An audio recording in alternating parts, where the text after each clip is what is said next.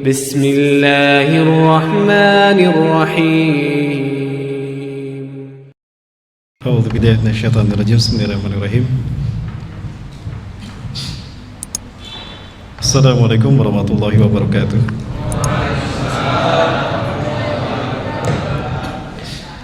Alhamdulillahi rabbil alamin. Wa bihi nasta'inu ala umuri dunya waddin. Wassalatu wassalamu ala ashrafil anbiya wal mursalin wa ala alihi wa ashabihi ajma'in wa man ittaba'ahum bi ihsanin ila yaumiddin. Ma sya'allahu kan wa ma lam yasha' lam yakun wa la hawla wa la quwwata illa billahil aliyyil azim. Qala Allah Ta'ala fi kitabihil karim wa biqawlihi yahtadil muhtadun. A'udzu billahi as-sami'il 'alim minasy syaithanir rajim min hamzihi wa nafthihi wa nafthihi. Ya ayyuhalladzina amanu taqullaha haqqa tuqatih wa la tamutunna illa wa antum muslimun. Aw kama qala ta'ala fi ayatil ukhra wa tazawwadu fa inna khairaz zadi taqwa wattaqun ya ulil albab. Wa qala ta'ala fi ayatil ukhra ya ayyuhalladzina amanu atiiullaha wa atiiur rasul wa ulil amri minkum fa in tanaza'tum fi syai' farudhu minallahi wa rasul ila rasuli in kuntum tu'minuna billahi wal yawmil akhir dzalika khairu wa ahsanu ta'wila. Wa qala Rasulullah sallallahu alaihi wasallam huwa shadiqul wa'dul amin. Man mata bi ghairi imam mata mitatan jahiliyah. Atau kama qala Rasulullah sallallahu alaihi wasallam fi haditsin ukhra, man ata'ani faqad ata'a Allah wa man 'asani faqad 'asa Allah wa man ata'a amiri faqad ata'ani wa man ata'a amiri faqad ata'a wa man ata'a amiri faqad ata'ani wa man 'asa amiri faqad asani. Al-hadits al-kamaqal. Sadaqallahul azim wa sadaqa rasulul karim wa nahnu ala dzalika minasyahidin.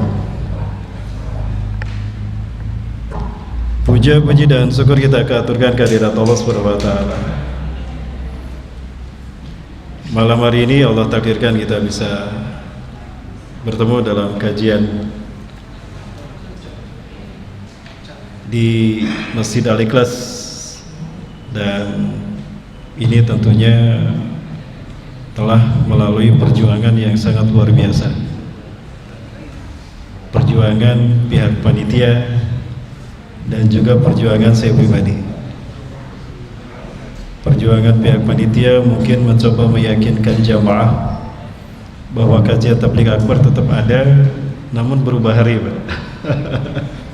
Dan berita ini mendesak karena memang mengingat kondisi saya, Bapak Ibu sekalian, yang kurang memungkinkan jika dilaksanakan hari Kamis.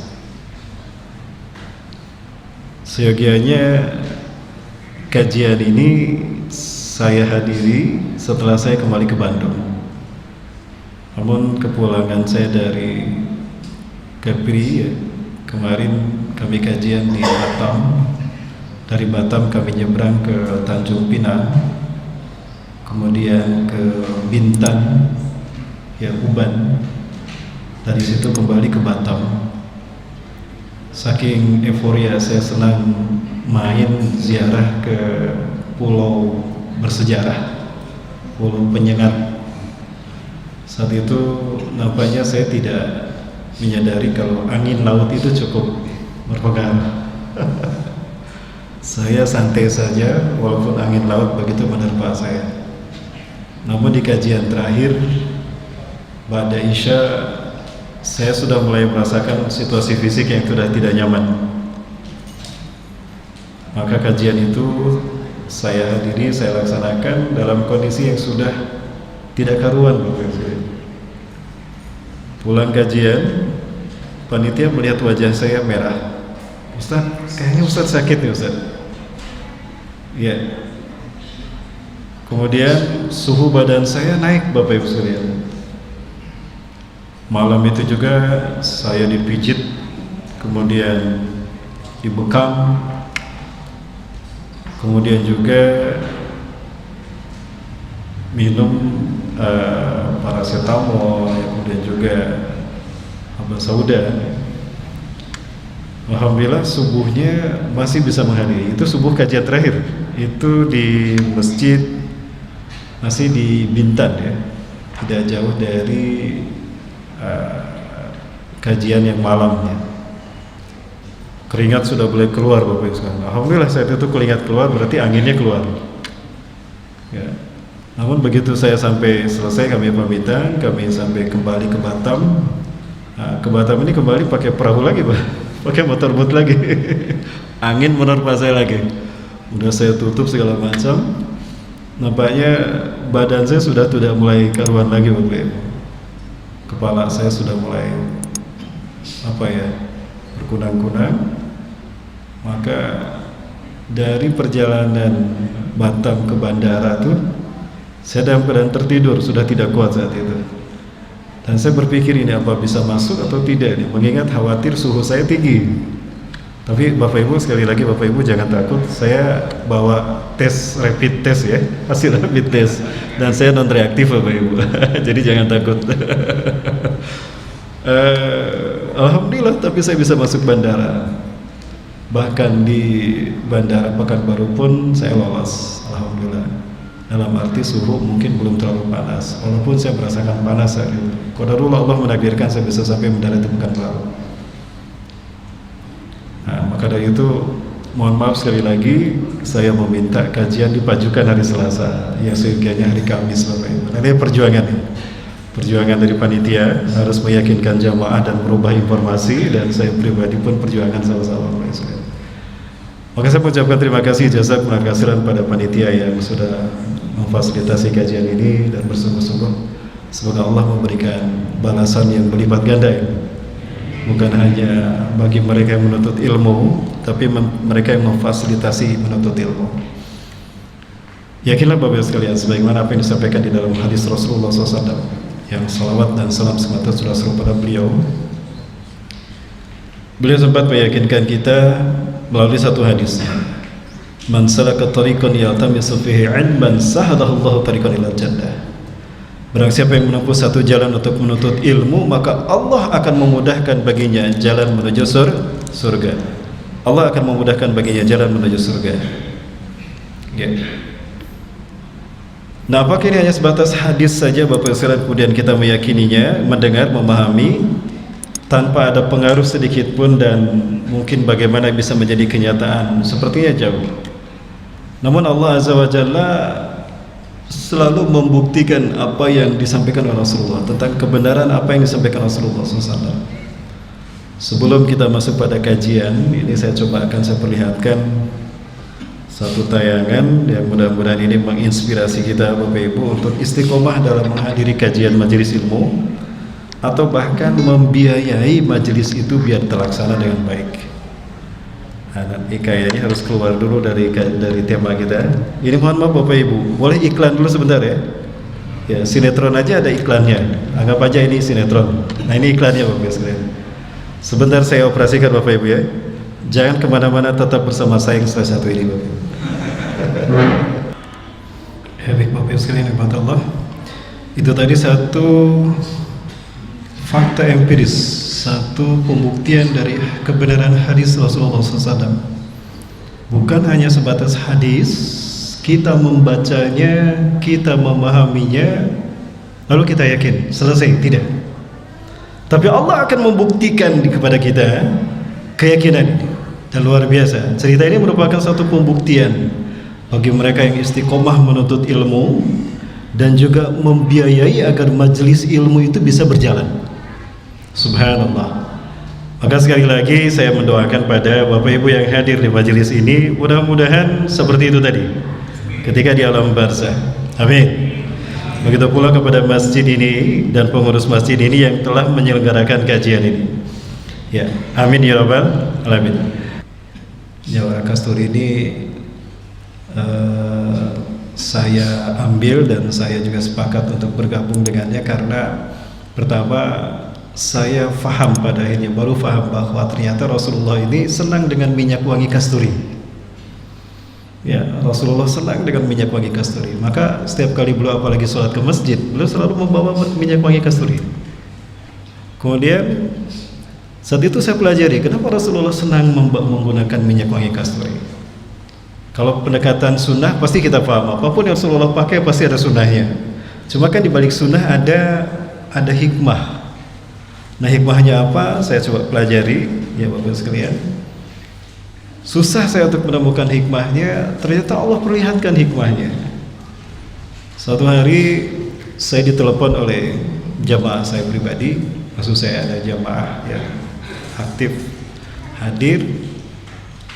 Dia telepon saya, minta bibinya ini diruqyah, tantenya ini diruqyah. Emang kenapa tantenya? Sebutkan bla bla bla bla bla. Datanglah saya ke sana, perjanjian 1 hari itu kami datang. Biasa saya ketika akan meruqyah, saya coba satukan chemistry saya dengan dia, dengan orang yang saya ruqyah. Saya ajak ngobrol, ketika saya ngobrol, yang diajak ngobrol betul ibu ini. Begitu saya merasa sudah cukup, dia masih bicara, saya keluarkan minyak kasturi ini. Ya, minyak kasturi ini saya keluarkan, begitu saya keluarkan, langsung berubah. Yang bicara bukan lagi itu, suaranya pun langsung berubah. Ternyata yang berubah adalah suara dari jin yang ada dalam tubuh si ibu itu.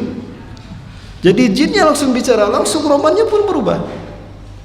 Di awal saya bertemu dengan si ibu ini, wajahnya pucat, kelihatan orang yang merasa sakit, dihantui terus menerus karena dia gelisah dan dia ingin sembuh gitu. Kelihatan wajah orang pucat, pesimis sebagai macamnya.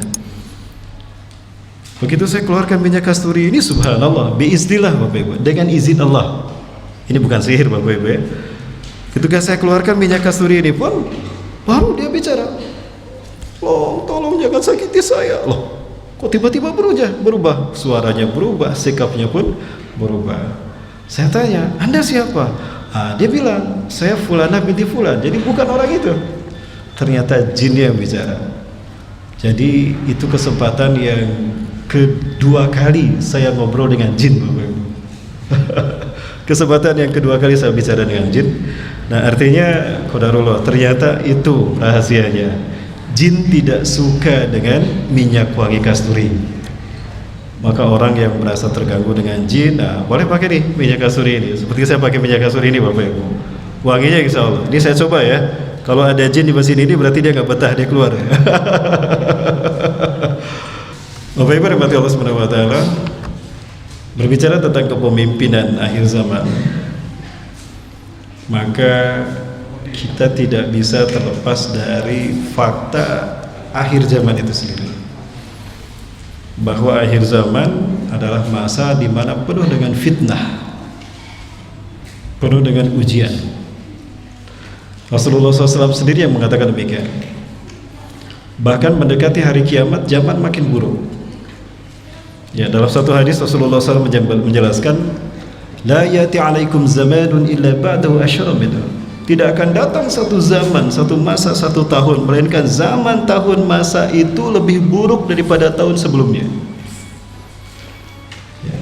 Jadi jangan berharap dari segi umum, secara umum kata Rasulullah, tahun depan akan lebih baik daripada tahun ini, tidak. Makin dekat dengan kita dengan hari kiamat, maka zaman makin buruk. Ya. Dipikir-pikir kalau kita rasakan, terbukti tidak Bapak Ibu? Terbukti, nggak mungkin Rasulullah berkata dusta. Hadisnya sahih insyaallah. Bahkan buruknya akhir zaman tadi akan diikuti dengan indikator-indikator lain yang mendukung kebenarannya. Artinya ada faktor-faktor pendukung sehingga zaman mendekati hari kiamat itu makin buruk. Sebagai contoh Bapak Ibu sekalian, Rasulullah SAW menyebutkan beberapa hal apabila terjadi itu indikasi kiamat akan terjadi atau dekatnya kejadian hari kiamat. Dalam sebuah hadis Rasulullah SAW menyatakan, ini saya temukan hadisnya di dalam kitab An-Nihayah fil Fitan wal Malahim karya Al-Hafiz Imam Ibnu Katsir rahimahullah, atau di dalam kitab yang sama Al-Bidayah wal Nihayah, atau juga di dalam kitab Al-Mawsu'ah fil Fitan wal Malahim wa Ashratu Sa'ah, karya Dr. Muhammad bin Ahmad Al-Mubayyad, seorang syekh dari Timur Tengah, dari Syam. Rasulullah SAW pernah bersabda begini, ala inna min ashrati sa'ah an turfa'al ashrar wa tudu'al akhyar. Ingatlah dari tanda tanda telah dekatnya kejadian hari kiamat. Ingatlah dari tanda akan terjadinya hari kiamat adalah an turfa'al ashrar, orang-orang buruk akan muncul ke permukaan memimpin dunia. Wa tudu'al akhyar, sementara orang-orang yang terbaik pilihan umat di muka bumi ini akan disingkirkan. Ini ciri pertama yang Rasul sebutkan, bahwa kiamat telah dekat kejadiannya. Orang-orang buruk akan memimpin dunia, sementara orang-orang terbaik pilihan umat manusia itu akan disingkirkan. Ini tanda yang pertama yang disebutkan Rasul dalam 3 tanda yang disebutkan Rasul dalam hadis ini. Dari 3 tanda yang disebutkan Rasul dalam hadis ini. Sudah terjadi belum Bapak Ibu? Sudah.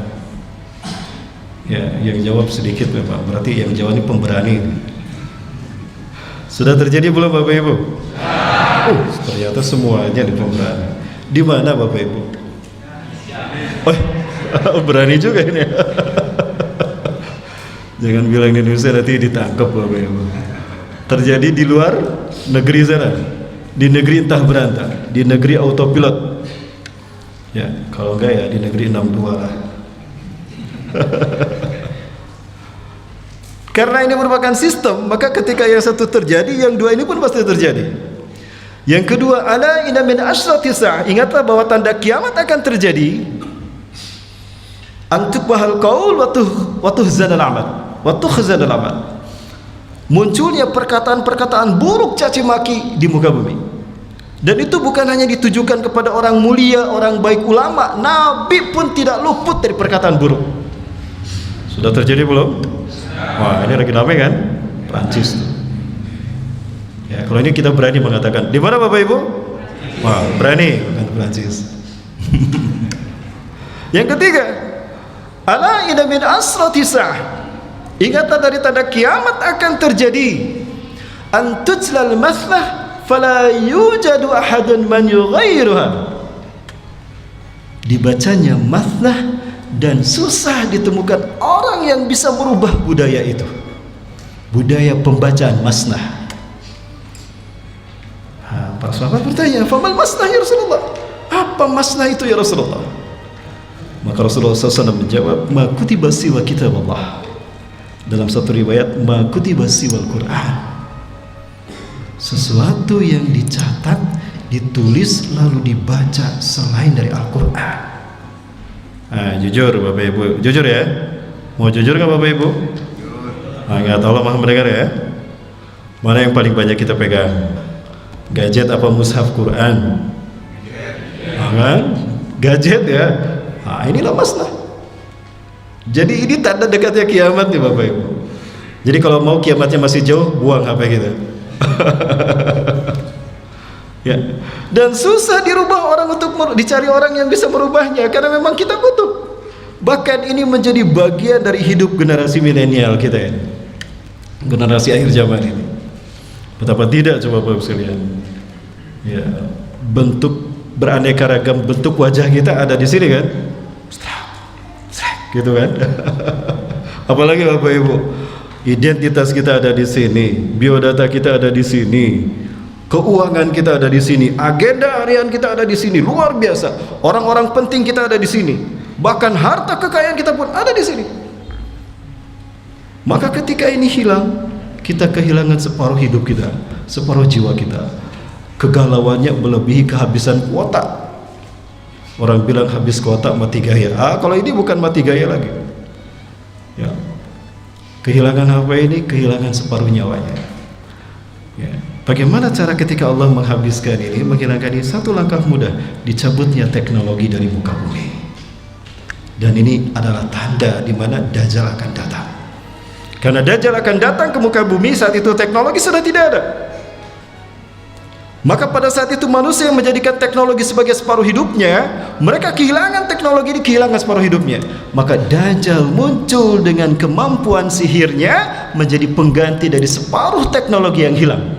Maka di saat itu justru manusia berbondong-bondong menjadi pengikut Dajjal. Dan yang paling banyak menjadi pengikut Dajjal adalah kaum wanita. Kaum wanita. Banyak disebutkan dalam hadis ketika Dajjal diikuti oleh manusia, disebutkan paling banyak kaum wanita pengikutnya. Ada yang protes, Ustadz, kenapa kaum wanita yang menjadi pengikut Dajjal paling banyak? Karena laki-lakinya banyak yang habis karena jihad. Karena sebelum Dajjal muncul, peperangan terjadi. Nah, habis tuh kaum pria kebanyakan kaum pria habis di peperangan tadi. Maka yang tersisa kaum wanita. Maka wajar kalau Rasulullah sebutkan pengikut paling banyak adalah kaum wanita. Ini Bapak Ibu rahmati Allah, kita baru bicara tandanya. Nah kemudian berkaitan pula dengan akhir zaman, Rasulullah SAW menyebutkan akan muncul banyak pemimpin di tengah-tengah kita. Ya. Bahkan sekarang nih lagi musimnya para pemimpin ini jual fotonya di pinggir-pinggir jalan. Betul? Ada kan foto-fotonya ya? Bukan jual, maksud saya pasang fotonya di jalan-jalan. Betul? Berbagai macam kata-kata manis menyertai foto-foto tadi. Betul Bapak Ibu? Nah, banyak berarti kan? Maka tidak salah apa yang Rasulullah sabdakan. Ala innahu satakunu ba'di umara. Ingatlah bahwa sepeninggalku nanti akan muncul banyak pemimpin-pemimpin di tengah-tengah kalian. Dan kita harus berhati-hati menyikapi kepemimpinan mereka.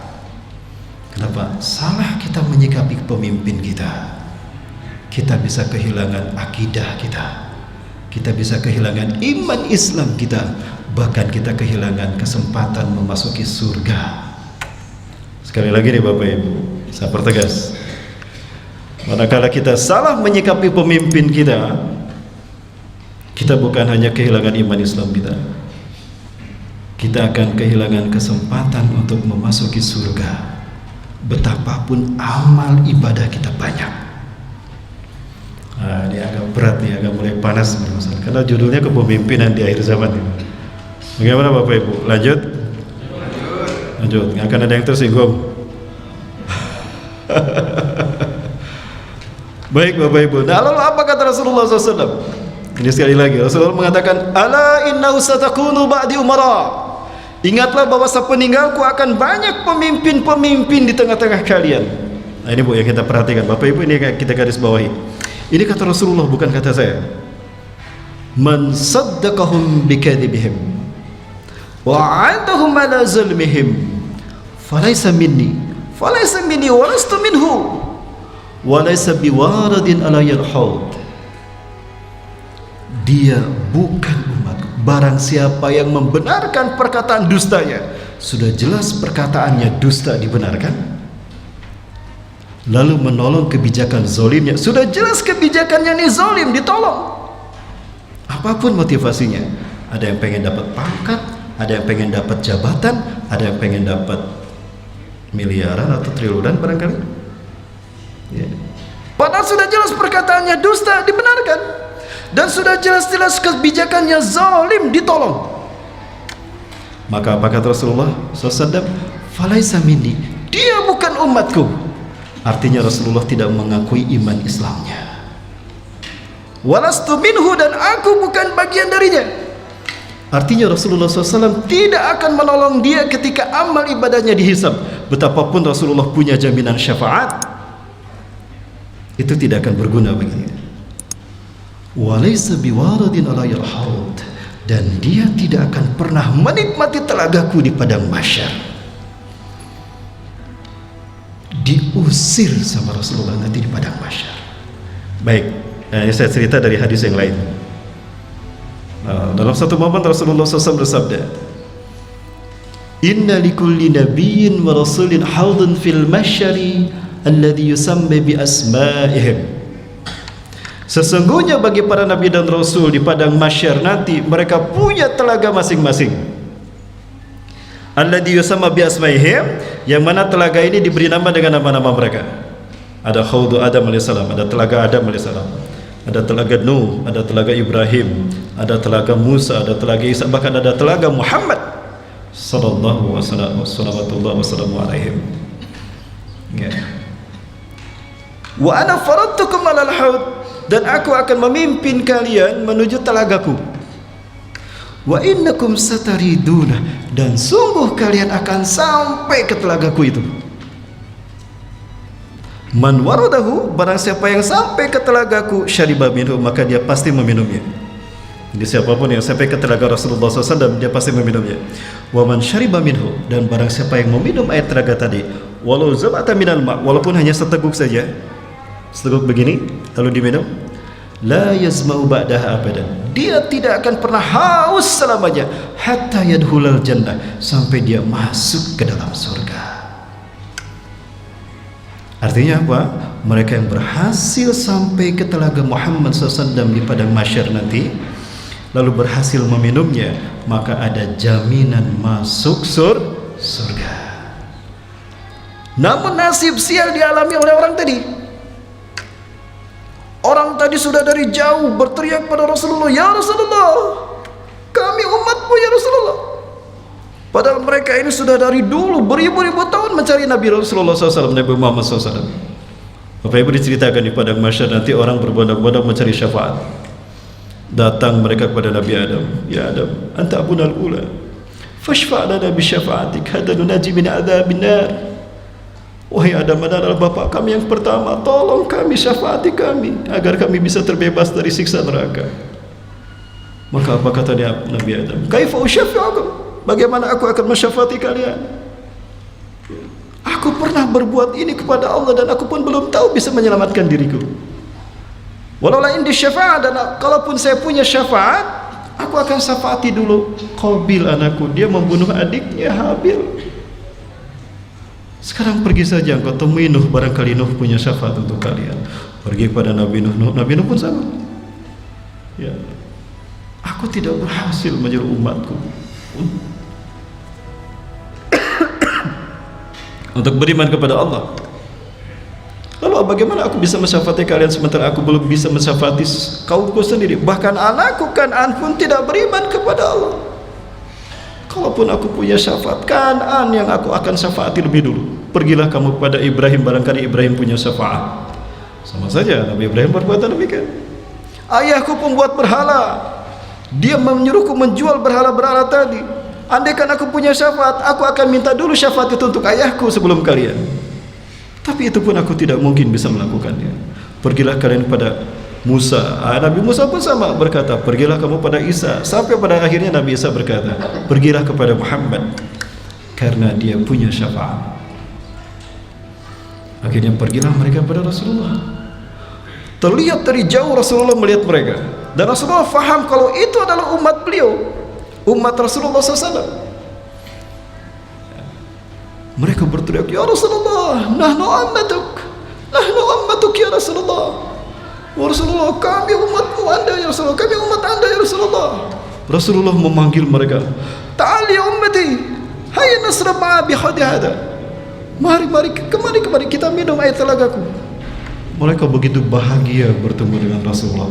Rasulullah pun begitu bahagia bertemu dengan umatnya di padang mahsyar.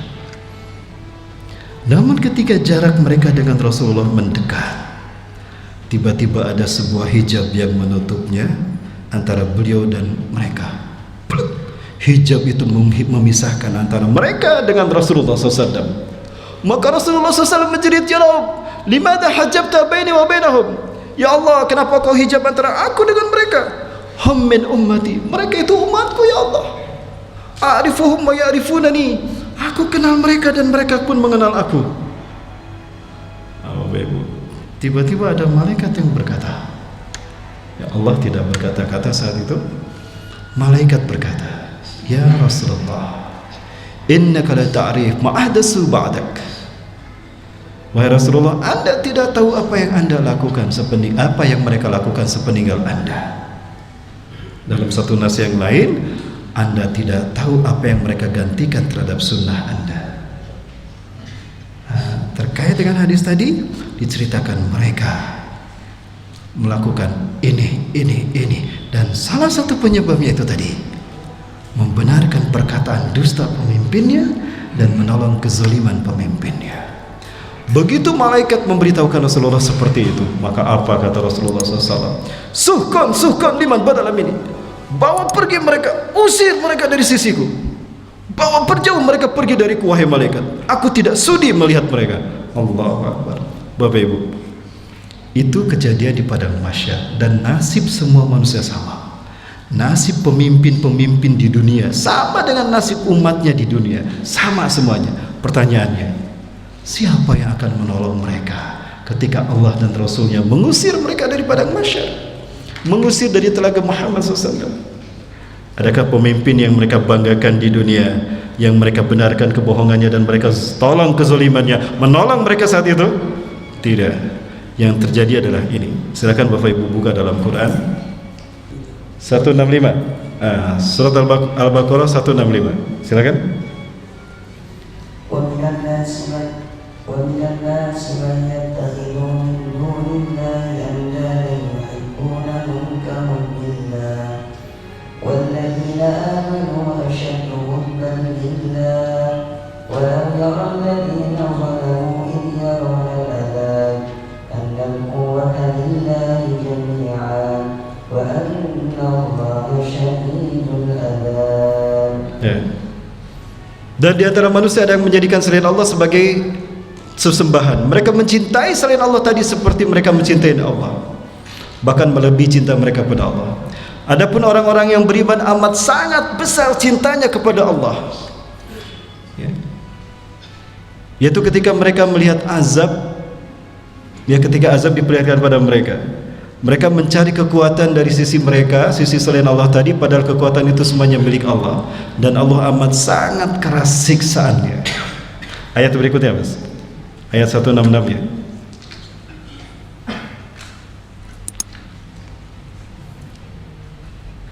تبرأ الذين اتبعوا من الذين اتبعوا ورأوا العذاب وتقطعت بهم الأسباب. Ini yang terjadi Bapak Ibu. Ketika Rasulullah SAW mengusir mereka, lalu mereka akan memanggil pemimpin-pemimpin yang dulu mereka luluhkan ketika di dunia, yang dulu mereka bela habis-habisan. Di hadapan Allah dan Rasulnya mereka berlepas diri dari mereka. Ittabarra alladhina ittabi'u minal ladhina ittaba'u wa ra'awul adab wa taqatta'at bihimul asbab. Yaitu ketika orang-orang yang diikuti berlepas diri dari orang-orang yang mengikuti, karena saat itu mereka sama-sama melihat azab Allah Azza wa Jalla. Para pemimpin yang dulu dibanggakan ketika di dunia, saat itu mereka melarikan diri dari para pengikutnya ketika mereka sama-sama melihat azab.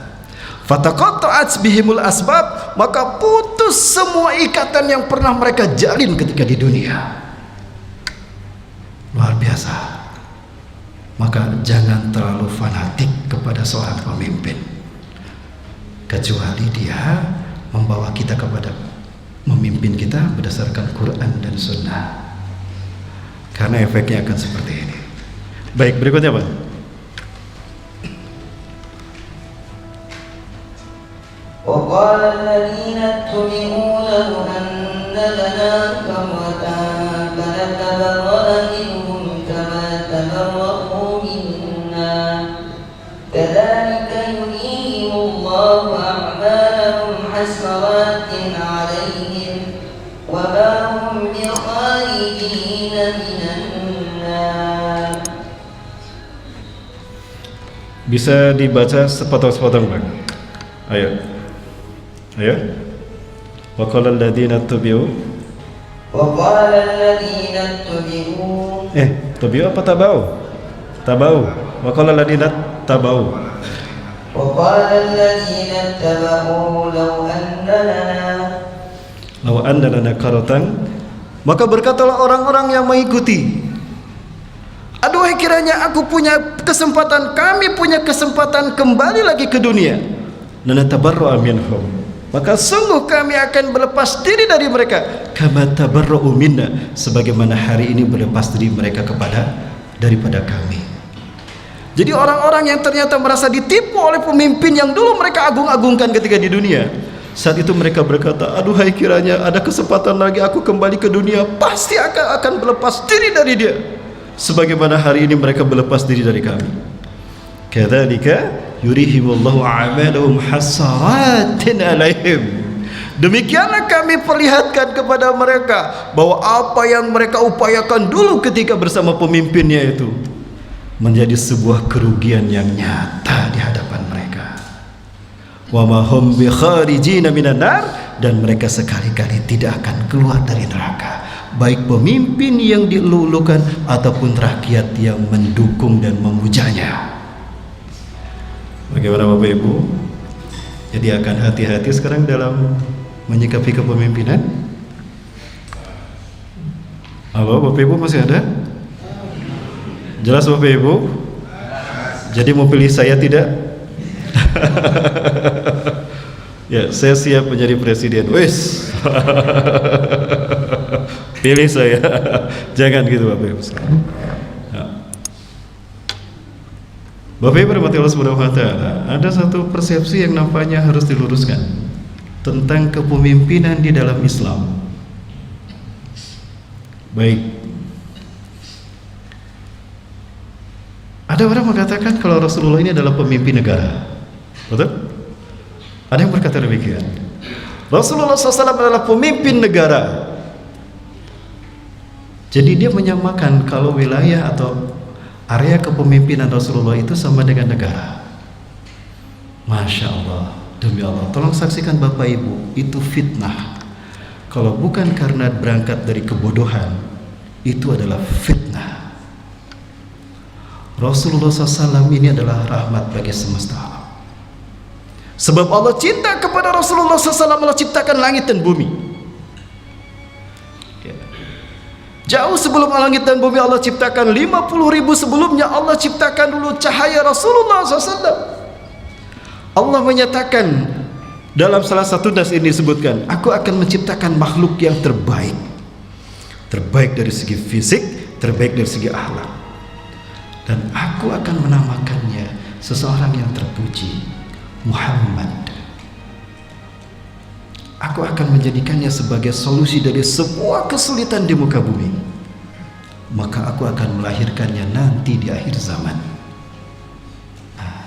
Maka manusia yang pertama diciptakan bukan Nabi Adam. Manusia yang pertama kali Allah ciptakan adalah Rasulullah Muhammad sallallahu alaihi wasallam. Bukan Nabi Adam. Adapun manusia yang lahir secara fisik adalah pertama kali Nabi Adam. Ini ingat Bapak sekalian, ketika Nabi Adam bertobat, ketika Nabi Adam alaihissalam bertobat kepada Allah, maaf ini jadi membangunkan mereka yang nunduk ya, tapi bukan berarti ngantuk, bukan. Baik Bapak Ibu, Nabi Adam ketika bertobat kepada Allah, ini cerdas Nabi Adam. Ya Allah, qad syahidta li annani qad akhtatu lak. Ya Allah, Engkau telah menyaksikan aku telah melanggar larangan. Aku telah memetik buah pohon kayu itu sementara Engkau pernah melarangnya kepada aku, telah melarangnya dariku. Tapi karena cintaku kepada Hawa dan karena cintaku pada surga ini, aku melanggar laranganmu sehingga aku terbujuk rayu oleh si iblis laknatullah itu.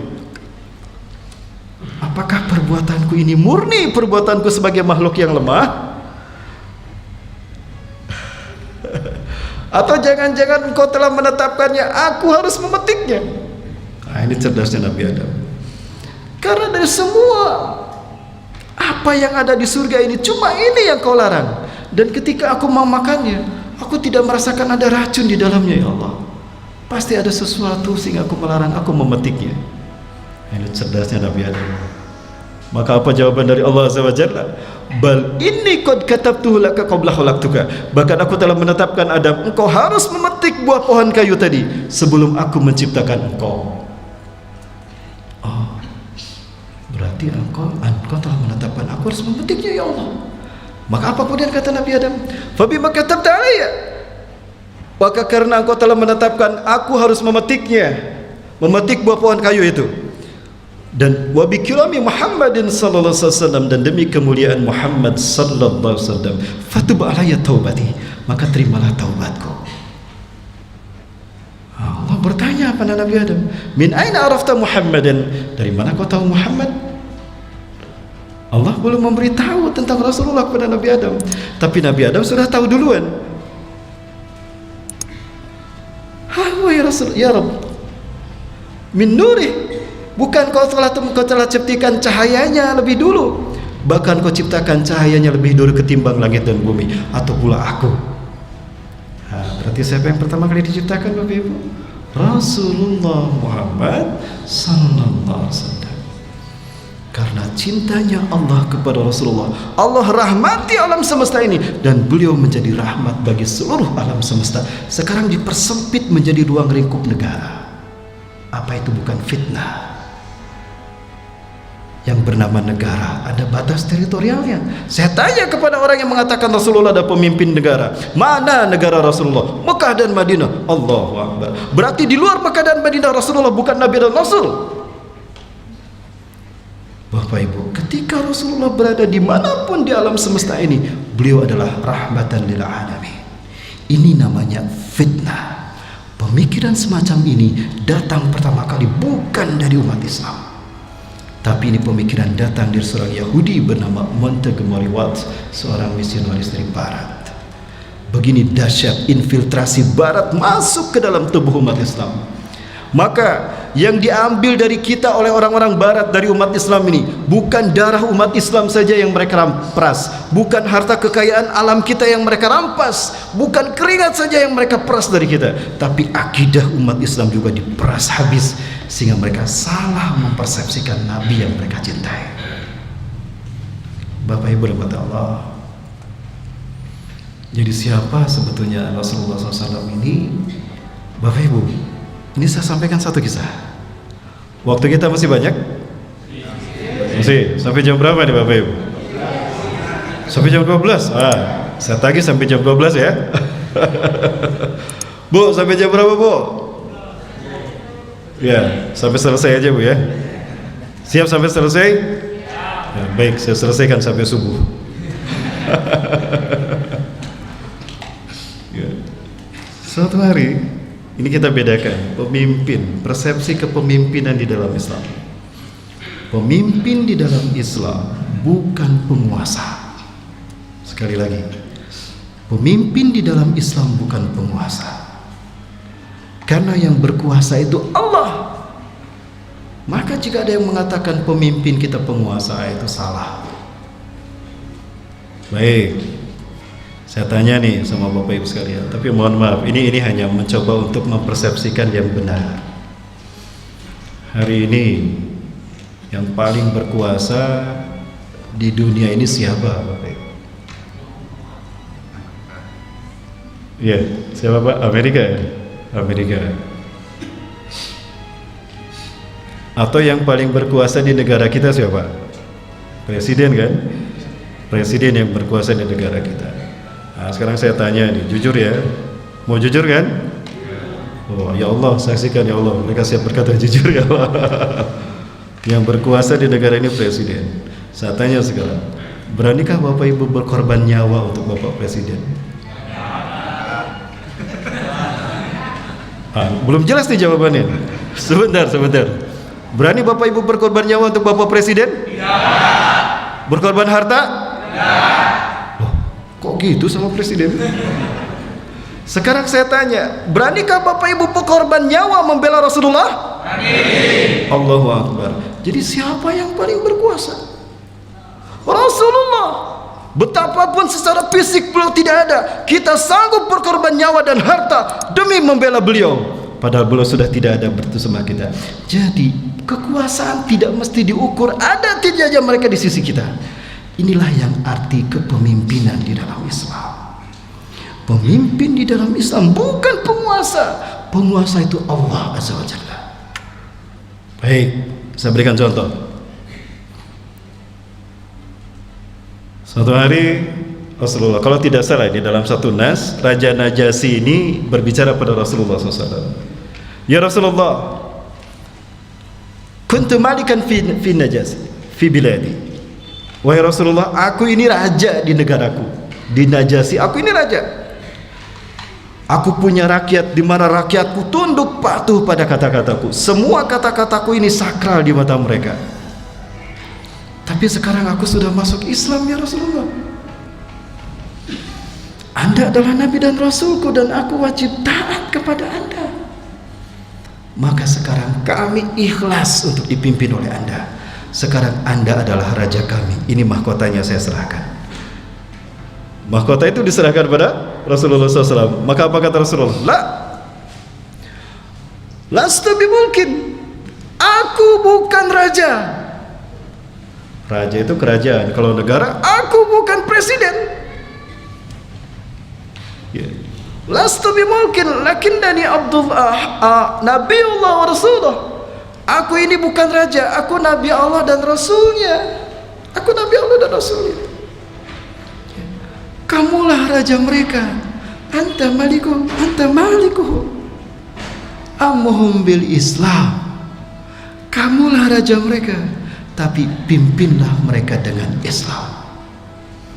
Akhirnya Rasulullah SAW sudah menjelaskan, beliau bukan raja, beliau bukan kepala negara. Fitnah kalau mengatakan demikian. Nanti saya saksikan, akan saya tuntut di hadapan Rasulullah nanti orang yang berkata begitu. Mudah-mudahan Rasulullah menjadi saksi buat saya. Saya akan somasi dia di hadapan Allah nanti. Dia menghinakan Rasulullah. Dan ini semua bukti bahwa ketika Islam berdiri tegak, ketika kepemimpinan di dalam Islam berdiri tegak, maka tidak akan ada yang terancam, apakah itu kerajaan, apakah itu negara, ataupun nasionalisme. Maka fitnah yang mengatakan apabila khilafah tegak, negara akan bubar. Fitnah. Ini buktinya. Bahkan ketika Rasulullah SAW memimpin dunia, ketika khilafah memimpin dunia, mereka menaungi negara-negara dan kerajaan yang ada. Bahkan entitas Yahudi dan Nasrani, mereka terlindungi dari fitnah ketika Islam memimpin. Yakin tidak Bapak Ibu? Yang jawab sedikit, berarti yang konsentrasi sedikit ini. Yang lainnya kemana nih Bapak Ibu? Halo? Yang saya tes ya, Bapak Ibu mau masuk surga? Yang jawab sebagian, berarti peminatnya hanya sebagian ini. Bapak Ibu mau masuk surga? Masih ada berarti ya. Lanjut Bapak Ibu. Apakah ceramah saya ini ekstrim? Ya, oke, kalau gitu berani saya lanjut. Lanjut ya. Sampai mana tadi? Sampai Pak?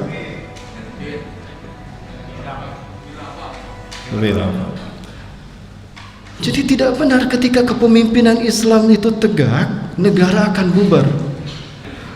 Nah inilah kepemimpinan di zaman. Jadi sehebat apapun tipu daya itu ada, Allah tidak akan pernah lengah Bapak Ibu. Ini keyakinan yang harus kita tanamkan.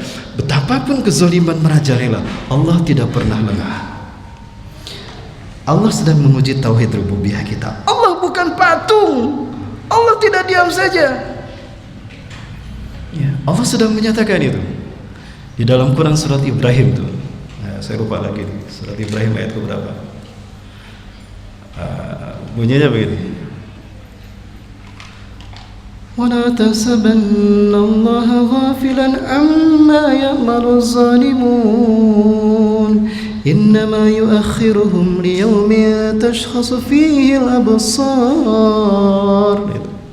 وَلَا تَحْسَبَنَّ اللَّهَ, dan jangan kamu sekali-kali mengira Allah lengah, Allah buta, Allah tuli menyaksikan apa yang terjadi di muka bumi akibat perbuatan zalim, apa yang dilakukan orang-orang zalim di muka bumi. Allah tidak lengah. Allah menyaksikan apa yang dilakukan orang-orang zalim di muka bumi ini. Dan ketika mereka merajalela, bukan berarti Allah membiarkannya, tidak. Innama yu'akhiruhum liyaumin tashkhasu fihi al-absar. Sesungguhnya Allah sedang menangguhkan mereka sampai pada satu hari di mana mata mereka terbelalak. Betapa tipu daya mereka hancur, tidak ada artinya sama sekali. Ini Bapak Ibu. Jadi saya sedang menunggu seperti apa kuasa Allah yang akan diturunkan. Karena saya yakin Allah yang saya sembah hari ini adalah Allah yang memadamkan, yang mendinginkan api ketika Nabi Ibrahim dibakar. Betul? Karena saya yakin Allah yang saya sembah, yang kita sembah hari ini adalah Allah yang menurunkan kuasanya melalui tongkat Nabi Musa, belah tuh lautan dan tenggelam Fir'aun dengan kezaliman dan kesombongannya.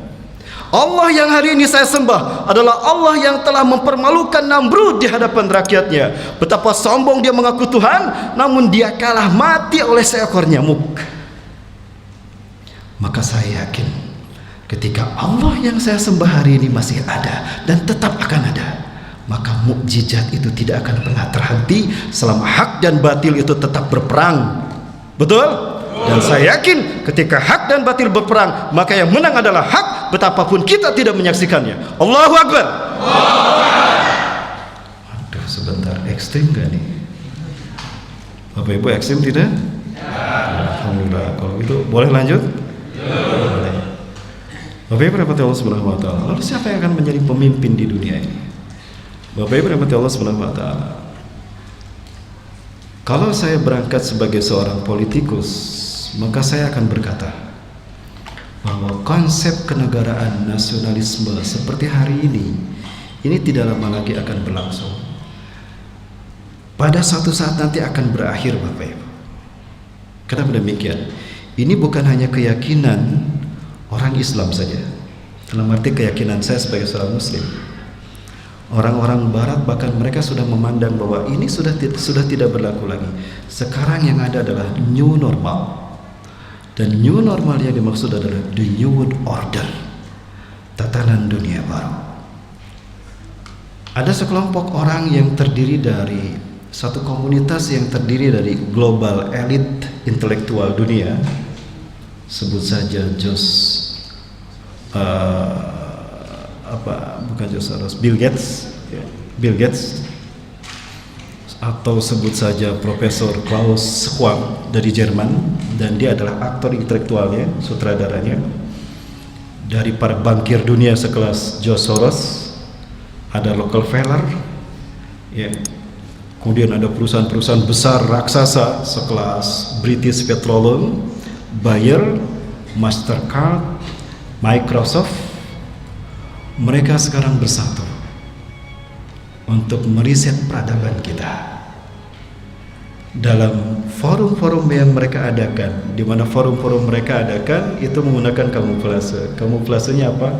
World Economic Forum. Seolah-olah mereka hanya membicarakan tentang ekonomi, ternyata tidak, itu hanya kamuflase. Nah, mereka berencana bahwa mereka akan melakukan upaya gila. Mereka akan meriset peradaban kita di tahun depan. Jadi semua model peradaban tahun depan itu baru, sistem hukum baru, politik baru, ekonomi baru, sosial baru, dan segala macamnya baru. Ya, mereka membuat sebuah, dan ini dimuat dalam, kalau masih ada ya, saya sudah beberapa kali kemarin nyari tidak ada. Yang lain ada, tapi tidak sedetail ini. Yang detailnya sudah hilang. Judulnya The Great Reset 2021. They really want to take over the world and to create one government in the world. And they really want to create one political system, one economical system, one ideology system, one ideology. Mereka akan menciptakan sistem pemerintahan baru, ekonomi baru, politik baru, sosial baru, bahkan agama pun baru. Dan mereka beri judul The Great Reset 2021. Apa perlu saya perlihatkan? Perlu. Baik, akan saya perlihatkan. Sebetulnya kami sudah mencoba untuk menerjemahkan dan membuat subtitle di bawah sini, namun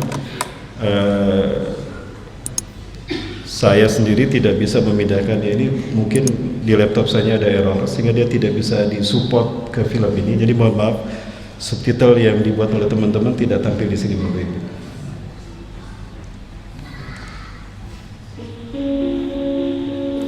Ingat Bapak Ibu sekalian, mereka bisa menciptakan, they can create the weather control, they can create the earthquake. Mereka bisa menciptakan kontrol cuaca, mereka bisa menciptakan tsunami, mereka bisa menciptakan gempa bumi. Itu Bapak Ibu yang gilanya mereka. dan perang nuklir, demonstrasi, chaos itu bisa mereka ciptakan. Bahkan mereka bisa mempengaruhi manusia dengan mempengaruhi 4 gelombang yang mempengaruhi otak, cara kerja otak kita. Gelombang alfa, beta, theta, gamma, di mana masing-masing gelombang ini bisa mempengaruhi karakter manusia dan sikap manusia dengan satu berita, satu situasi, dan satu keadaan. Cerdas mereka. Dan inilah sistem Dajjal. Ketika ini terjadi, saya curiga Dajjal akan segera datang. Karena Dajjal punya kecerdasan di atas akal jenius manusia, 60 tahun di atas akal jenius manusia. Dan mereka ini adalah antek-anteknya. Inilah Bapak Ibu, sistem Dajjal. Dan Dajjal tidak akan datang melainkan kita sistem yang sudah sempurna gagal total, maka dia sendiri yang keluar. Kenapa sistemnya gagal total? Karena ada satu yang Allah lakukan, dan ini langsung Allah yang melakukannya, sehingga Dajjal kehilangan ambisinya untuk menguasai bumi. Apa itu? Nantikan setelah tayangan satu ini. Tetap bersama saya setelah yang satu ini. Jangan kemana-mana Bapak sekalian. Baik, Erdogan pernah menghadiri majelis pertemuan ini, World Economic Forum. Namun beliau paham betul bahwa itu adalah pertemuan yang gila.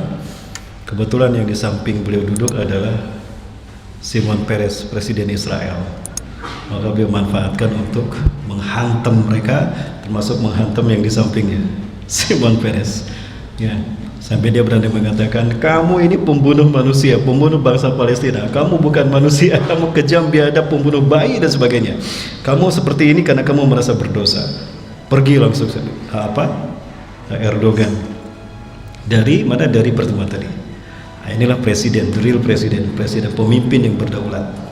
Ya, pemimpin, presiden serasa khalifah. Di dunia ini sekarang ada presiden serasa khalifah. Ada gubernur serasa presiden, ada ketua RT serasa gubernur, tapi ada juga presiden serasa ketua RT. Di negeri entah berantah, ya, di negeri auto pilot. Saya nggak nyebut itu Pak ya, bukan saya. Baik.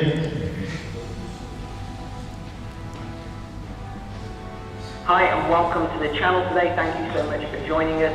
My name is Neil McCoy Ward, and first, orang inilah yang berani membukakan pemberitaan ini pada kita, dan beliau paham bahwa apa yang beliau sampaikan ini berbahaya untuk dirinya, dan beliau pun paham bahwa tidak lama setelah saya memberitakan ini akan di-ban, will be banned. Ya, not far from this time, dia akan di-banned sebelum tidak lama setelah saya sampaikan ini. Itu kata beliau.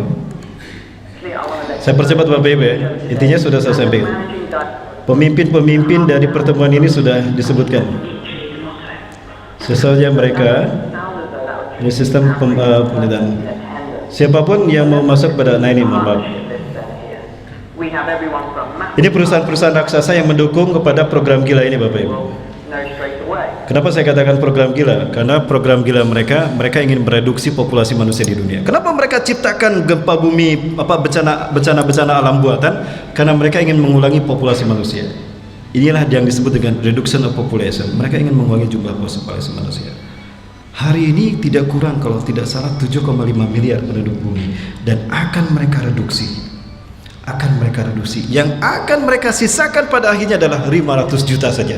Artinya yang harus dibuang berapa? 7 miliar manusia. Salah satu cara mereka menghilangkan populasi manusia dengan cara cepat, pandemi. Nah, ini perusahaan-perusahaan besar dunia yang mendukung program gila ini. Tadi kita lihat ada Mastercard, ada Microsoft, ada George Soros Foundation, ada British Petroleum. Ini perusahaan raksasa di dunia Bapak Ibu.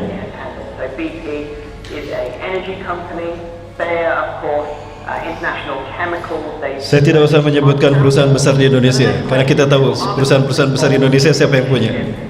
Ya. Itu ya Bapak Ibu. Ini satu, Bill Gates. Inilah aktor intelektual di antaranya.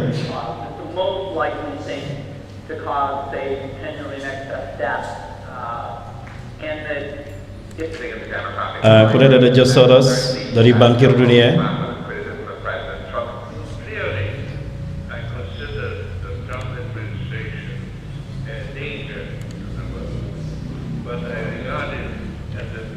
Ada juga yang lain. ketua IMF. Jadi IMF ini jelas merupakan bagian dari rencana gila ini juga. Chief executive. What many people don't realize is that Ini dari Bulgaria. Ada juga ketua PBB, dia tahu ini gila tapi dia bagian dari itu. Ya, Antonio Guterres. British Petroleum, ini CEO-nya. So this is Bernard given a Ini ada ketua Mastercard. Jadi nanti sistem finansial kita akan diatur sama dia, tidak lagi menggunakan uang kertas, Bapak Ibu. Uang kertas ini akan hilang. Maka saya bicara pada keluarga saya, jangan simpan hartamu di uang kertas, simpan dalam bentuk emas, karena emas nanti akan bermanfaat ketika mereka menghilangkan uang kita, finansial kita. Sekarang ini sebetulnya uang kertas kita tidak berlaku. Boleh saya tunjukkan? Tapi waktu akan lama lagi. Nanti saja, kalau mudah-mudahan suatu saat Allah takdirkan kita bertemu, kita bahas kejahatan mereka terhadap uang kertas kita. Dan jangan mengaku kita bebas dari riba ketika kita masih menggunakan uang kertas ini. Betapapun kita bersih, tidak melakukan riba, selama uang kertas yang kita gunakan, itulah debu riba. Akan datang satu masa di mana manusia akan memakan harta riba. Sekalipun mereka tidak memakan harta riba, mereka akan terkena debu riba. Uang kertas itu adalah debu ribanya. Saya tidak berkata begini, tapi akan saya buktikan. Mudah untuk membuktikannya, tapi saya butuh waktu lama. Ya, baik Bapak Ibu, kita kembali ke laptop. Ya. Ya, ini bukan empat mata. Kita kembali ke laptop. Baik. There seems to be a lot of side Perhatikan Bapak, ini kerja-kerja mereka, rencana kerja mereka dalam waktu dekat. Mereka ciptakan chaos. Gimana caranya chaos mereka ciptakan? Gampang, media massa punya mereka. Televisi seluruh dunia punya siapa kalau bukan punya mereka? Ketika satu peristiwa terjadi satu negara, kompak seluruh dunia ramai memberitakannya karena media mereka punya. Tunjukkan di negara kita media yang bukan punya mereka. Ada yang bukan punya mereka? Punya mereka. MQ, Pak. MQ, tapi kan tidak terkenal, Pak. Betul. Nah, Bapak Ibu, betul, MQ itu punya kita. Yang ada punya kita, itu dibikin tidak besar. Betul, Pak. Ya. Sebentar. Sampai mana tadi? Begini Bapak Ibu. Mereka sudah ciptakan sistem kepemimpinan sudah mereka ciptakan, dan mereka punya orang-orangnya. Di legislatif siapa, di partai siapa, di pejabat siapa, bahkan pemimpin negara pun bisa jadi dari mereka. Ya, kemudian skenario mereka ciptakan, bagaimana bikin si ini, sekarang kamu yang berulah. Nah, dia dibikin berulah, lalu dipublish di media, maka rakyat marah. Ketika rakyat marah, dipicu dengan gelombang tertentu, maka kemarahannya itu memuncak. Dan ini bukan hanya sekelompok orang, ramai-ramai mereka marah dan digiring untuk berkumpul di satu tempat. Dan ini yang terjadi. Ini mereka ciptakan. Dulu saya tidak pernah membayangkan mereka bisa sehebat ini. Tapi demi Allah, inilah cara Dajjal menguasai manusia. Dajjal mengendalikan kita. Sadar tidak sadar, kita dikendalikan Dajjal.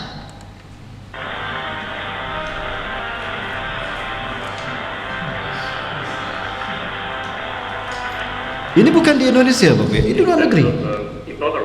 Many emerging countries are now facing a variety of situations in which an increasing level of citizens will face deep poverty issues. Kemudian negara-negara yang memang bisa dihancurkan dengan kemiskinan, maka tetap dibikin miskin mereka, dibikin kelaparan sehingga negara ini hancur dengan kemiskinannya. Ya, ada yang seperti itu. Ada juga kemudian negara yang dibikin hancur dengan isu-isu tertentu, isu terorisme, isu pandemi, sehingga ramai-ramai rakyat mengungsi dari negaranya, sehingga negaranya kosong ditinggalkan. Dengan mudah mereka menguasai negara itu, dengan mudah mereka menghabiskan warga negaranya. Mereka yang pergi meninggalkan negaranya, seolah-olah mereka akan pergi mendapatkan perlindungan dan negara baru, wilayah baru, dan mereka aman. Justru mereka menghilang tanpa jejak. Kemana perginya mereka?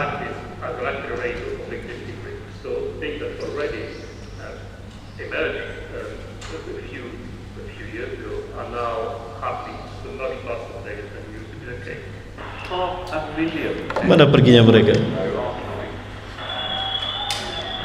Seolah-olah mereka dihadapkan, kamu akan mendapatkan wilayah baru, dapat suaka, dapat ini, tidak. Jadi akan ada kemusnahan yang tidak jejak dia, ada penghilangan manusia. Pada akhirnya Bapak Ibu sekalian dirahmati Allah, mereka akan mengontrol kita dengan menanamkan chip di dalam kepala kita. Dan ini sudah mereka coba, human augmentation. Inilah yang disebut dengan revolusi industri 4.0. And people keep saying to me, no Neil, you're talking nonsense. These things will never happen. We're decades, we're 30, 40 years. Mungkin sebagian orang akan mengatakan ini, itu bohong lah, itu nggak ada artinya. Tapi inilah fakta yang kita harus tahu.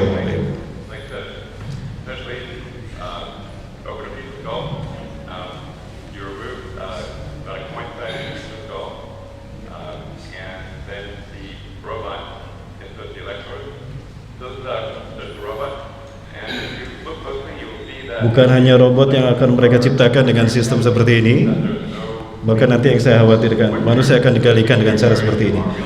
Mereka mencoba melakukan hal ini kepada babi. Kenapa babi? Karena babi ini adalah makhluk yang paling dekat metabolismenya kepada kita manusia. Ketika Allah Azza wa Jalla, saya paham ini ya, karena ketika Allah Azza wa Jalla mengutuk manusia menjadi binatang, itu menjadi apa? Babi. Kalau tidak babi ya kera. Babi memiliki DNA yang mirip dengan manusia. Nah, kita lihat Bapak Ibu. Pada akhirnya nanti babi melakukan apa yang dilakukan manusia. Nah, ketika chip ini ditanam pada otak kita, kemudian ada reseptor di aktivitas gerak otak kita, itu terpancar sampai ke satelit, maka kita dikendalikan dan kita diawasi. Dulu saya khawatir dengan yang namanya vaksin. Ya, karena ini pernah dilakukan di Amerika pasca terjadinya kehancuran WTC. Ini agak berat saya Bapak Ibu. Inilah yang pertama kali saya angkat di media-media saya, di ceramah-ceramah saya. Karena sudah jelas mereka terang-terangan sebetulnya. Tapi sayang sekali hanya sedikit mereka yang menyadari ini. Bahkan saya dibilang gila ketika pertama saya menyampaikan ini. Ketika saya sampaikan faktanya, mereka baru percaya. Ya. Jadi ada chip yang bisa masuk ke jarum suntik. Dulu ukurannya microchip, sekarang mereka bisa menciptakan nanochip, lebih kecil daripada microchip. Dan ini seperti debu, Bapak Ibu. Ditiup saja bisa. Dan ketika ini mengalir dalam darah manusia, maka dengan mudah manusia dikendalikan lewat satelit. Saya tidak bisa panjang lebar menceritakan tentang ini, tapi inilah sistem yang mereka bangun. Dan satu yang menjadi ruh dari teknologi ini semua untuk menguasai dunia adalah teknologi. Maka mudah bagi Allah untuk menghancurkan ambisi mereka dengan teknologi dicabut dari muka bumi. Dari sini saya baru paham kenapa Rasulullah SAW mengatakan bahwa kita akan kembali ke zaman unta tanpa teknologi. Suma'atum ila ma bada'atum, suma'atum ila ma bada'atum. Kalian akan kembali ke zaman kalian tanpa teknologi. Jadi Rasulullah SAW menyebutkan nanti kita akan kehilangan listrik kita. Listrik akan padam. Ya, kapal terbang tidak bisa terbang, mobil tidak bisa maju, bahkan HP kita tidak jalan.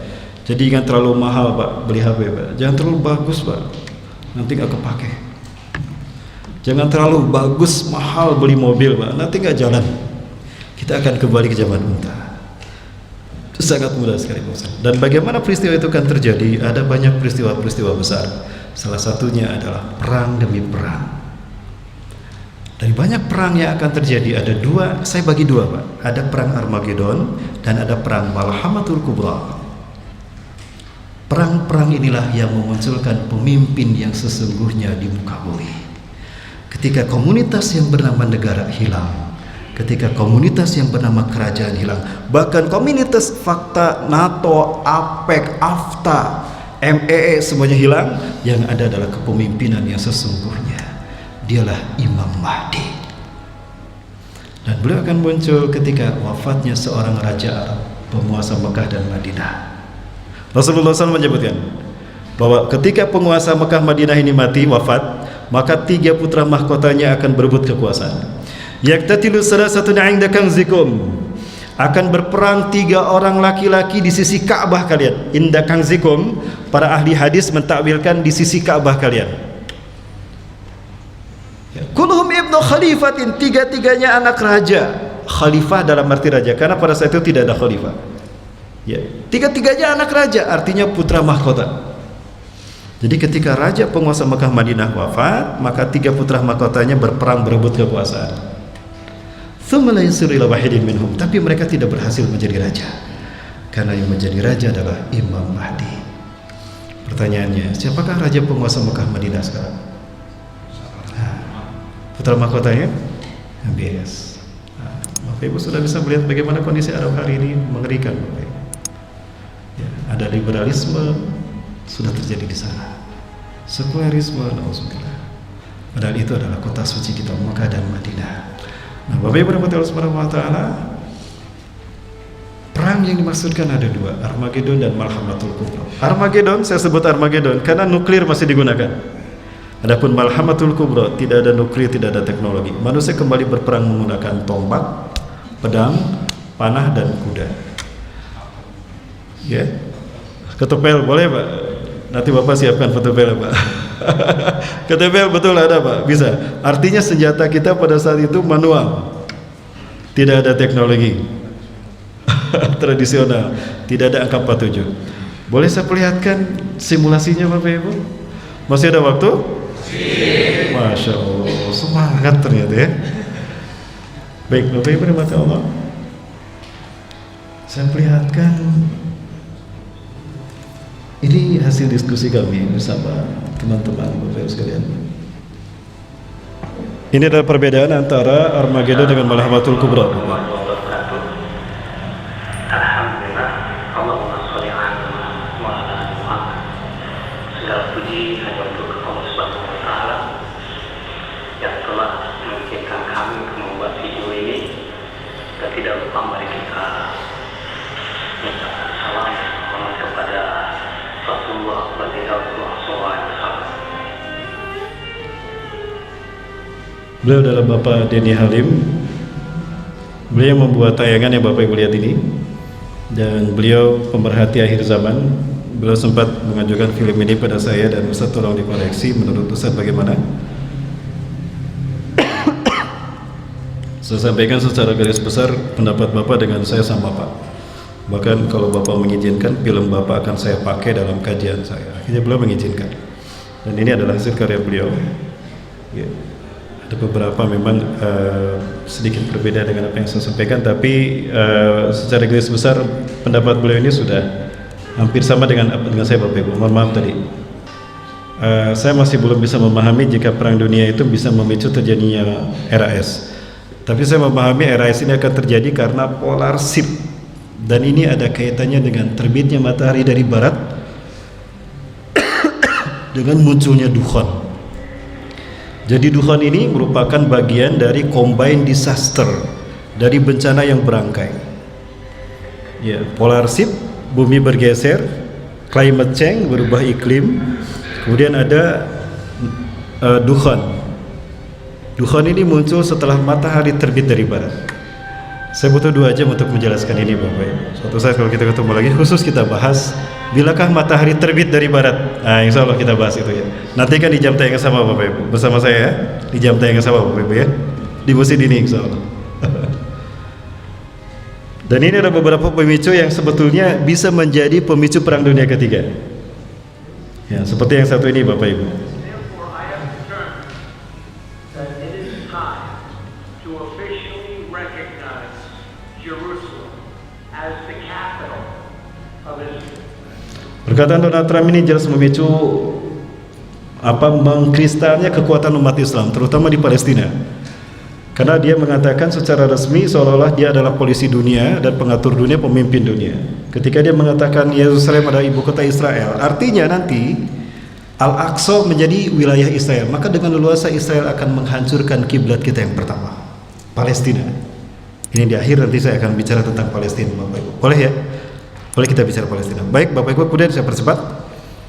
Nah, maka artinya nanti Palestina akan dipecah menjadi 2. Setelah dipecah menjadi kecil, sekarang pecah menjadi 2. Kalau kita berjalan mentok ke kanan itu Ramallah, nah itu akan menjadi wilayah Palestina.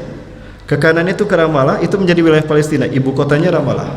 Adapun ke kiri itu ke Yerusalem, itu menjadi milik Israel, ibu kotanya Al-Quds, Yerusalem. Artinya Masjidil Aqsa akan masuk ke wilayah Israel, maka dengan mudah mereka menghancurkan kiblat kita yang pertama. Apa yang akan mereka lakukan kalau Masjidil Aqsa hancur? Nantikan di akhir pembahasan. Tetap bersama saya. Lanjut Bapak Ibu? Baik, alhamdulillah. Kita lanjut.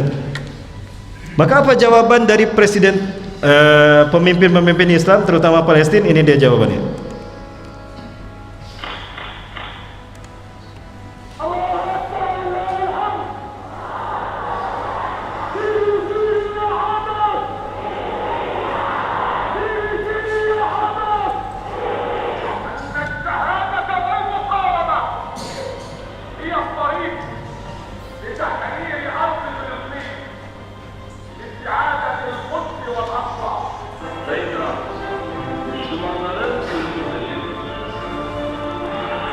Saat itu saya melihat bahwa negara-negara Arab mulai kompak.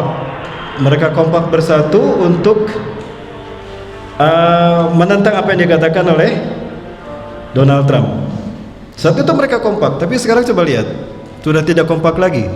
Dubai sudah menyatakan bergabung dengan Israel. Betul? Bahrain, kecuali Qatar. Uni Emirat Arab menolak juga. Qatar juga menolak. Ini hanya beberapa analisa saja, tapi kita percepat Bapak Ibu. Seandainya perang nuklir ini terjadi, ini baru gambaran. Aslinya bisa jadi lebih berat daripada ini. Inilah gambaran perang nuklir jika terjadi. Seperti apa dunia? Pertanyaan saya, Pekanbaru masihkah tetap bertahan? Wallahu a'lam bishawab. Yang namanya nuklir, dia memiliki beberapa gelombang. Gelombang fusi elektron pertama itu menciptakan hawa panas dalam waktu cepat, dan itu bisa membakar apapun yang ada di permukaan bumi sampai 500 derajat Fahrenheit, tergantung jenis bom atom itu. Ada dari natrium, ada dari helium, dari hidrogen. Ini gelombang fusi elektron yang kedua menghancur leburkan apa yang sudah dibakar. Kemarin saya diundang kajian. Sebelum kajian kita selfie di jembatan Balerang, Batam, Rempang, Galang. Waduh, jangan-jangan nasib Balerang seperti ini. Ya, subhanallah. Itu jika terjadi perang kimia, perang nuklir.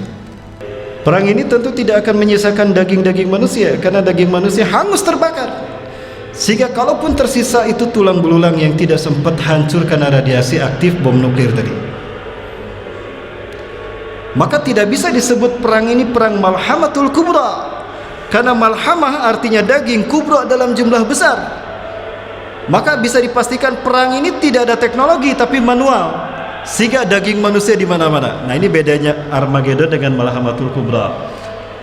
Artinya teknologi. Maka ketika malhamatul kubra terjadi, teknologi sudah tidak ada. Dajjal akan muncul di saat teknologi tidak ada. Maka Allah menjanjikan ini akan terjadi, yaitu munculnya sang pembaharu yang bergelar Al-Mahdi. Dialah pemimpin akhir zaman yang sesungguhnya. Maka ketika dia muncul, Bapak Ibu sekalian, tugasnya adalah satu, membuat Islam kembali memimpin dunia. Islam menyebar ke seluruh dunia. Maka ketika beliau memimpin, semua aliran kekafiran tidak akan pernah ada tempat di muka bumi. Tidak ada celah bagi kekafiran ada di muka bumi. Ya, ketika beliau memimpin, Imam Mahdi memimpin, maka Islam akan menyebar ke seluruh dunia sampai tidak ada satu jengkal pun tanah di muka bumi melainkan Islam akan sampai ke sana. Tidak ada satu rumah pun melainkan Islam akan mengetuk pintu rumah mereka, baik di kampung ataupun di kota. Dan ketika beliau memimpin dunia, maka umat Islam akan kaya raya. Dia akan membagikan harta kekayaan tanpa menghitung-hitungnya. Jadi yang hari ini cicilannya masih besar, jangan khawatir. Beliau hadir lunas. Yang utangnya masih besar, jangan khawatir, nanti beliau datang lunas. Jadi yang keras doanya Bapak Ibu, ya Allah, segera turunkan utuslah Imam Mahdi ya Allah. Ini debt collector mau datang ke rumahmu nagih ya Allah. Boleh berdoa begitu ya. Nah, Bapak Ibu dimati Allah, kemudian dunia akan damai sejahtera ketika beliau memimpin dunia. Pertanyaannya, kapan beliau muncul? Baik, kita baca sama-sama ya. Kapan beliau muncul? Nah, ini jawabannya. Ikuti saya Bapak Ibu sekalian. An Abi Hurairah, dari Abi Hurairah radhiyallahu an, semoga Allah meridhoinya. Qala, beliau berkata, qala, telah bersabda Rasulullah sallallahu alaihi wasallam, inna Allah, sesungguhnya Allah yab'asu, akan mengutus min hadhil ummati, dari umatku ini, ala ra'si, setiap kelipatan, kulli mi'atis sanah, 100 tahun sekali, man, seseorang, yujaddidu, yang akan memperbaiki, dinaha, agamanya. Rawahu, hadis ini diriwayatkan Abu Dawud, oleh Abu Dawud, wa yuballighuhu, dan hadis ini disampaikan Ustaz Rahmat Baikuni. Ya, kok cuma sedikit yang nyebut Ustaz Rahmat Baikuni? Pengen terkenal, Bu. Masa jangan Abu Dawud aja yang viral ya? Saya juga pengen viral, Bu. Ya, Bapak sekalian yang dirahmati Allah, berdasarkan hadis ini, 100 tahun sekali setelah Rasulullah wafat akan muncul mujaddid. Bukan Nabi, bukan Rasul, mujaddid, pembaharu, yang tugasnya satu, membuat Islam tersebar seluruh dunia. Kedua, membuat Islam saat itu bersatu. Tidak ada lagi orang mengaku saya paling sunnah, kamu ahlul bid'ah. Tidak ada lagi, semuanya sama. Yang kedua, akan membuat Islam memimpin dunia di seluruh dunia. Yang keempat, akan membuat dunia aman sejahtera. Ya, 100 tahun setelah Rasulullah wafat akan muncul setiap 100 tahun sekali. Baik, Bapak Ibu rahmati Allah, saya bertanya pada Bapak Ibu, abad kejayaan Islam sebelum kita siapa? Siapa? Turki Utsmani. Yakin? Yakin ya Turki Utsmani ya? Baik. Kapan Turki Utsmani berakhir? 1924. Yakin 1924? Baik. Andaikan 1924 adalah abad kejayaan Islam sebelum kita, ya, abad kejayaan Islam sebelum kita, maka berdasarkan hadis tadi, kira-kira abad kejayaan Islam berikutnya kapan, Bapak Ibu? Berapa? 2024. Itu perkiraan kan? Boleh kita berkira-kira. 2024. Berarti berapa tahun lagi, Bapak Ibu? Satu periode lagi berarti.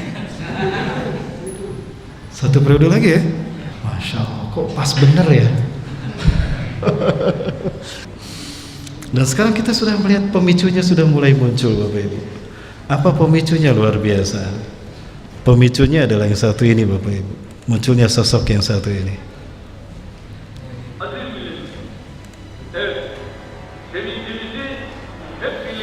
Ini bukti janji Allah Azza wa Jalla melalui lisan Rasulnya,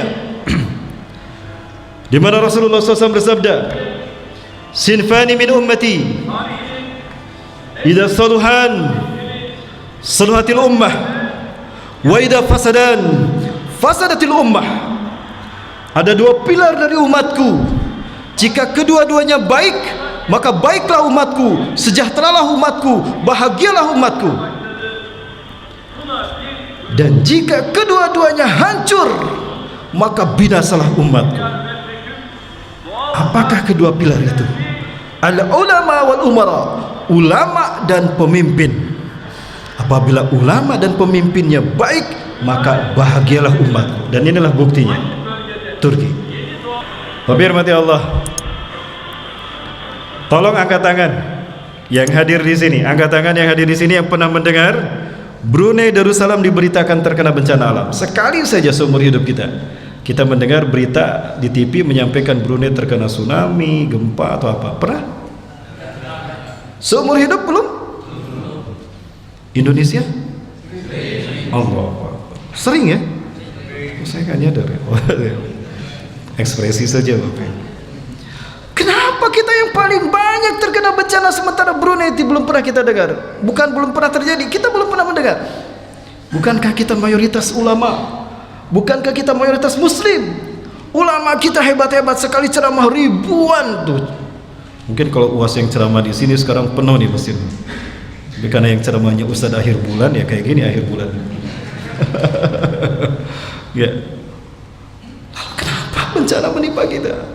Itu tadi, ulama dan umaranya. Brunei rahasianya adalah mereka menerapkan syariat Islam, dan itu diucapkan oleh pemimpinnya, dan kepemimpinannya berdasarkan bimbingan ulama. Bahkan ketika ulama di negara kita ini tidak dihargai, bahkan dibacok sama orang gila, seolah-olah tidak ada celah bagi ulama kita untuk merasakan kenyamanannya. Maka Sultan Hasan Al-Bolkiah bertanya, wahai ulama Indonesia, jika anda tidak dihargai di negara anda, kami Brunei Darussalam siap memuliakan anda. Malu Pak saya sama Brunei. Ya, jadi kayak tinggal di autopilot saya ya. Nah ini Bapak Ibu yang terjadi seperti itu. Ya, dan ini rahasianya Bapak Ibu rahmati Allah. Kebangkitan Imam Mahdi ini akan muncul untuk membuktikan bahwa Yahudi tidak akan pernah bisa menghancurkan Masjidil Aqsa. Kenapa demikian? Bapak Ibu lupakah kita?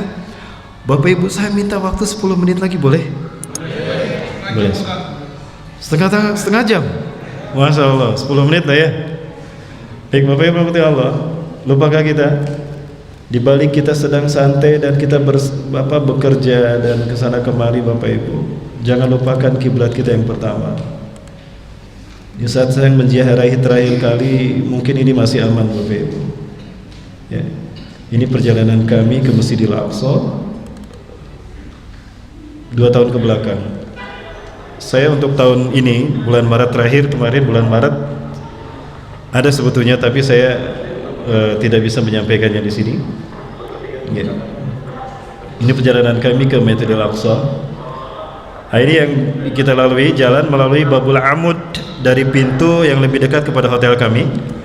Seperti inilah gambaran Old City atau Baitul Maqdis, atau orang Israel menyebutnya Yerusalem.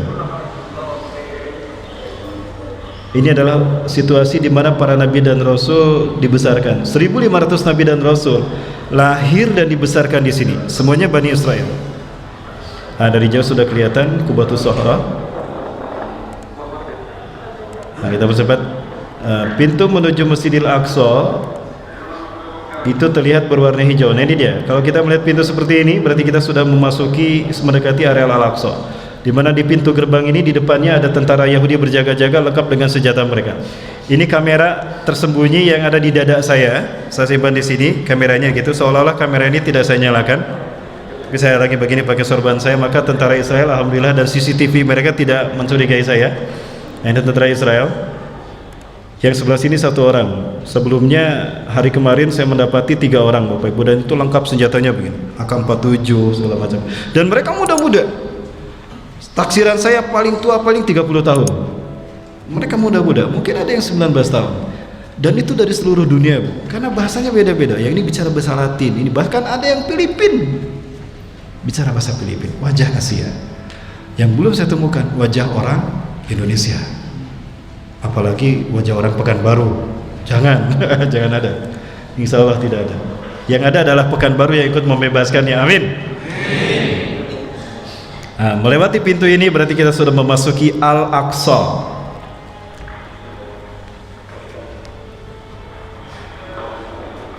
Ramah-ramah orang ada yang sana. Yang boleh masuk ke sini adalah ibu-ibu, bapak-bapak, kakek-kakek.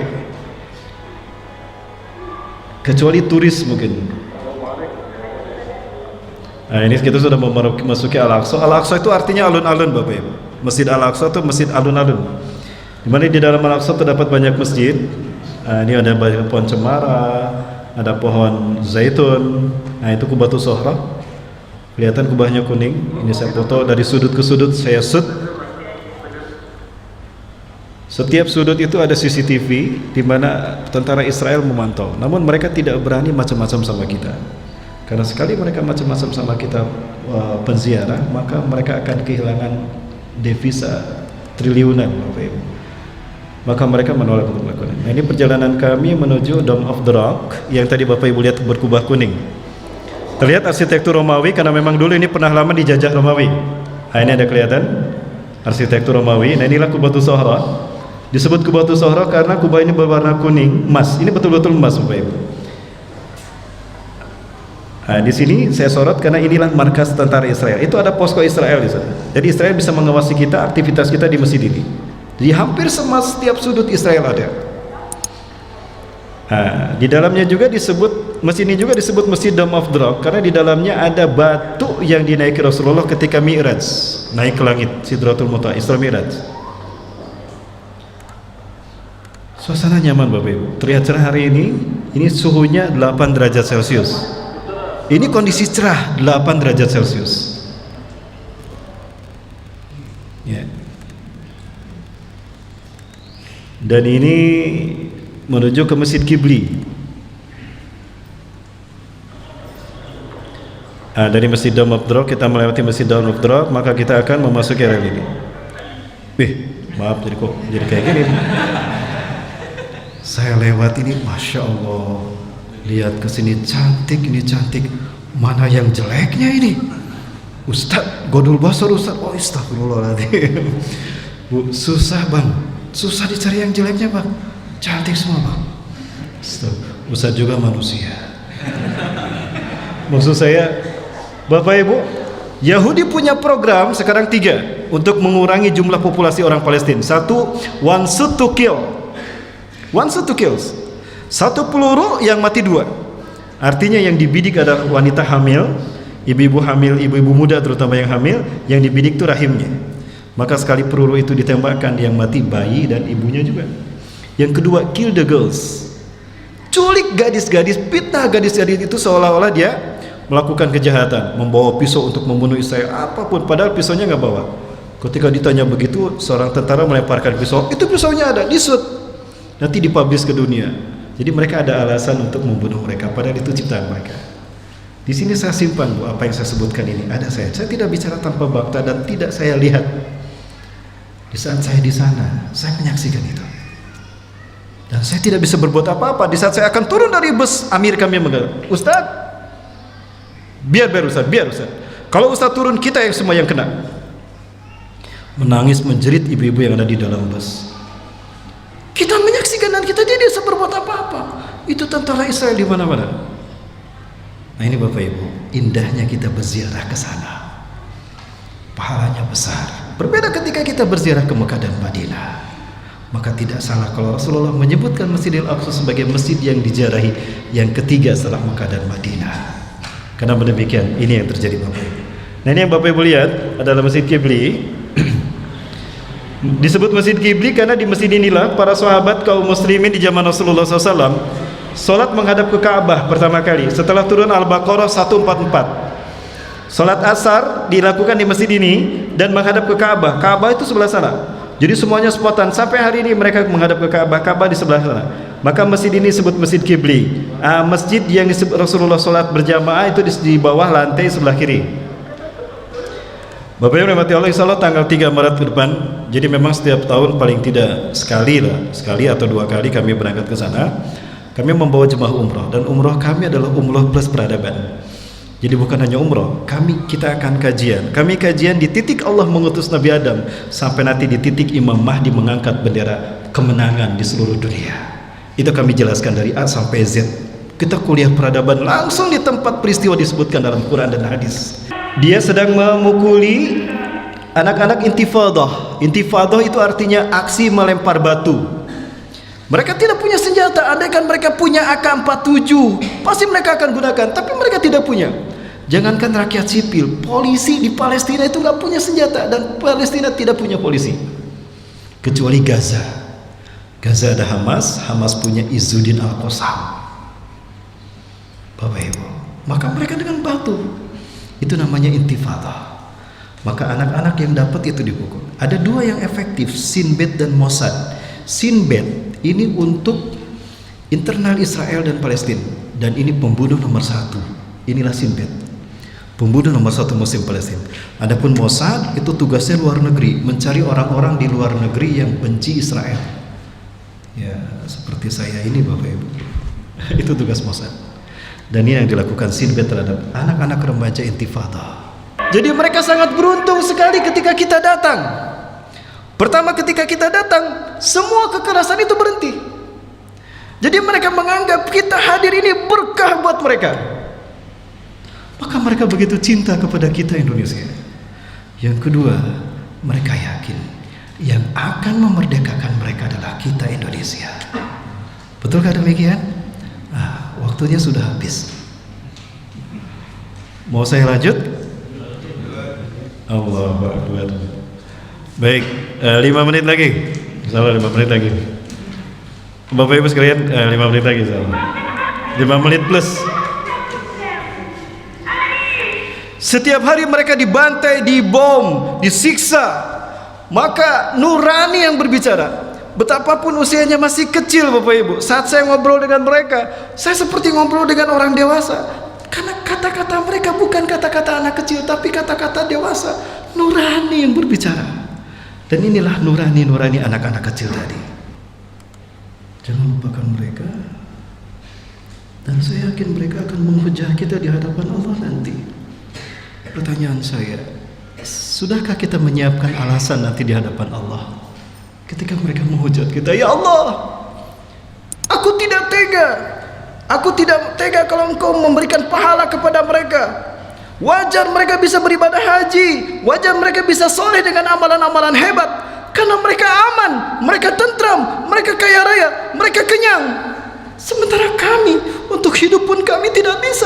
Lalu bagaimana kami bisa sehebat mereka amal ibadahnya? Kami tidak ridho ya Allah sebelum Kau berikan hak kami atas mereka. Jika mereka menghujat kita di hadapan Allah seperti itu, kira-kira jawaban apa yang akan kita lakukan? Hati-hati, kenyamanan kita hari ini, besok kita bisa melakukan apa yang kita inginkan. Kita kenyang, kita nyaman. Itu adalah hisaban berat kita di akhirat ketika mereka menghujat kita. Lupakah bangsa ini? Apakah bangsa ini sudah kehilangan rasa malu dan rasa syukurnya? Seorang kaya raya yang bernama Syekh Ali Thohir, dia orang paling kaya di Palestina. Dia kosongkan semua uangnya di bank.